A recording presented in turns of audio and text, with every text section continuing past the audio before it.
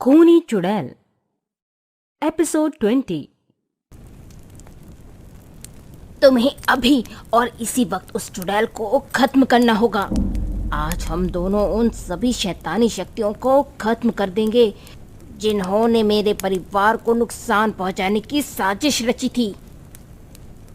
एक तरफ राजू चुड़ैल और उसके बेटे को खत्म करने के लिए ब्रह्म राक्षस का सबसे बड़े हथियार के तौर पर इस्तेमाल करने की कोशिश में था, तो वहीं दूसरी तरफ राजू के घर पर चुड़ैल और उसका बेटा दोनों ने अपनी शैतानी शक्तियों का खेल दिखाना शुरू कर दिया। मैंने अपनी शक्तियों से पता लगाया है माँ कि वो राजू लाल घाटी से सही सलामत वापस आ गया है। उसने न सिर्फ लाल घाटी की आत्माओं को मुक्त किया है, बल्कि अब उसने हमारे खिलाफ ब्रह्म राक्षस को भी वश में कर लिया है। नहीं, ऐसा नहीं हो सकता। इतनी आसानी से हमारा खेल खत्म नहीं हो सकता। अगर राजू ऐसा करने में कामयाब हो गया तो हम अपने नापाक इरादों में कभी कामयाब नहीं हो पाएंगे। अब उनका मुकाबला करने के अलावा हमारे पास कोई चारा नहीं बचा है माँ। लेकिन उससे पहले नीलम और उसके परिवार को मैं खत्म कर दूंगी।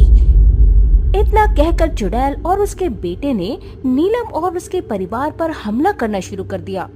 लेकिन नीलम के हाथों में महादेव का त्रिशूल, जिसने चुड़ैल और उसके बेटे के नापाक इरादों को कमजोर कर दिया। जब तक मेरे पास महादेव का ये त्रिशूल है, तब तक मेरे परिवार को कुछ नहीं होगा, और आज यही त्रिशूल तुम दोनों की मौत का कारण बनेगा। तू कुछ वक्त के लिए इस त्रिशूल की मदद से हमें रोक तो सकती है, लेकिन हमें मार पाना तुम जैसे इंसानों के बस की बात नहीं। चुड़ैल ने इतना कहा ही था कि तभी राजू वहां आ पहुंचा, जिसके साथ ब्रह्म राक्षस भी मौजूद था, जिसको राजू ने अपने वश में किया हुआ था। तुमने सही कहा, तुम्हें मार पाना हम इंसानों के बस में नहीं, लेकिन आज ये ब्रह्म राक्षस तुम्हारा अंत कर देगा, और मैं तुम्हारे इस बेटे को शमशान की राख के ढेर में बदल दूंगा। इतना कहते ही राजू चुड़ैल के बेटे को मारने के लिए आगे बढ़ा, और दूसरी तरफ ब्रह्म राक्षस चुड़ैल को खत्म करने उसके सामने जा पहुंचा। अच्छा हुआ आज तू खुद चलकर मौत के मुंह में आ गया। जैसे मैंने तेरे पिता को मारा था, ठीक वैसे ही आज मैं तुझे मार डालूंगा। इतना कहकर चुड़ैल के बेटे ने एक धीमी आवाज के साथ कुछ मंत्र पढ़ने शुरू कर दिए, और अगले ही पल राजू दर्द से तड़पने लगा। ये क्या हो रहा है मुझे? ऐसा लग रहा है जैसे किसी भयंकर आग में जल रहा हूँ। राजू को दर्द में तड़पता देख नीलम ने महादेव के त्रिशूल को राजू को दिया और बोली, आप निहत्थे इस शैतान का मुकाबला नहीं कर सकते, लेकिन महादेव के त्रिशूल से आप इसे खत्म कर सकते हैं। इतना कहकर राजू ने नीलम से महादेव का त्रिशूल लिया और अगले ही पल उस चुड़ैल के बेटे के शरीर के आर पार कर दिया। नहीं नहीं। और इस तरह चुड़ैल के बेटे का अंत हो गया।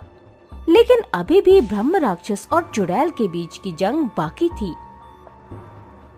दोनों अपनी अपनी शक्तियों से एक दूसरे पर वार कर रहे थे, लेकिन इस लड़ाई में एक समय ऐसा आया जब चुड़ैल की शक्तियां ब्रह्म राक्षस के सामने फीकी पड़ने लगी। नहीं, इतनी आसानी से कोई मुझे खत्म नहीं कर सकता। इतना कहकर चुड़ैल हवा में उड़ गई, और ब्रह्म राक्षस भी अपनी शक्तियों से उसके पीछे पीछे चला गया। आखिर में चुड़ैल एक गुफा पर आकर रुकी, जहां ब्रह्म राक्षस पहले से ही मौजूद था। इस बार ब्रह्म राक्षस ने कुछ गलती नहीं की। आखिरकार उसने अपनी शक्तियों के प्रयोग से चुड़ैल का अंत कर दिया। चुड़ैल का अंत उस ब्रह्म राक्षस के हाथों ही होना था। जैसे ही उस ब्रह्म राक्षस ने चुड़ैल का अंत किया, वैसे ही वो भी अपने ब्रह्म राक्षस के जीवन से मुक्त हो गया। आप लोगों को ये वीडियो अच्छा लगा तो प्लीज वीडियो को एक लाइक, अपने दोस्तों को शेयर और चैनल को सब्सक्राइब जरूर करें।